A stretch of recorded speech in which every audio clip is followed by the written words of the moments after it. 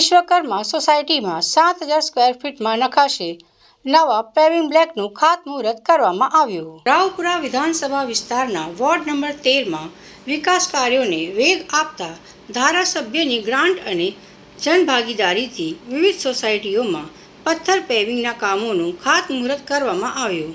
સ્થાનિક અગ્રણી અને મ્યુનિસિપલ કાઉન્સિલરના જણાવ્યા અનુસાર વિશ્વકુંજ સોસાયટીના કોમન પ્લોટમાં પેવિંગ ઘણું જૂનું થઈ ગયું હોવાથી સ્થાનિકો અને ખાસ કરીને બાળકોને રમવામાં તકલીફ પડતી હતી।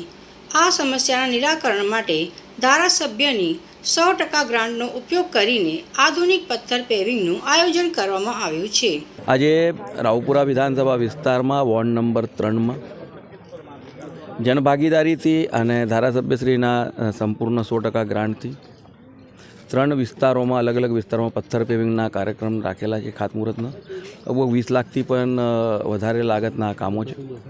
આજે વિશ્વકુંજ સોસાયટીમાં જે હમણાં આપણે ઊભા છે ત્યાં સોસાયટીના કોમન પ્લોટમાં લગભગ 7,000 સ્ક્વેર ફૂટથી પણ વધારે પથ્થર પેવિંગનું કામ હાથ ધરેલ છે।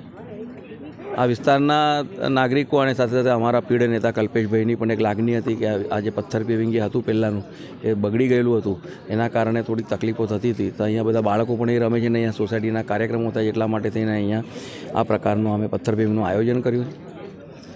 આપણા માધ્યમથી વડોદરા શહેરના તમામ નગરજનોને અને ખાસ કરીને રાવપુરા વિધાનસભા વિસ્તારના નગરજનોને વિનંતી કરું કે આ પ્રકારના કોઈ પણ આંતરમાળખાકીય સુવિધાની આપણા વિસ્તારમાં જરૂર હોય તો અમારા નેતાઓને, અમારા સ્થાનિક કાર્યકર્તાઓને, અમારા ચૂંટાયેલા પ્રતિનિધિઓને ધ્યાન દોરશો।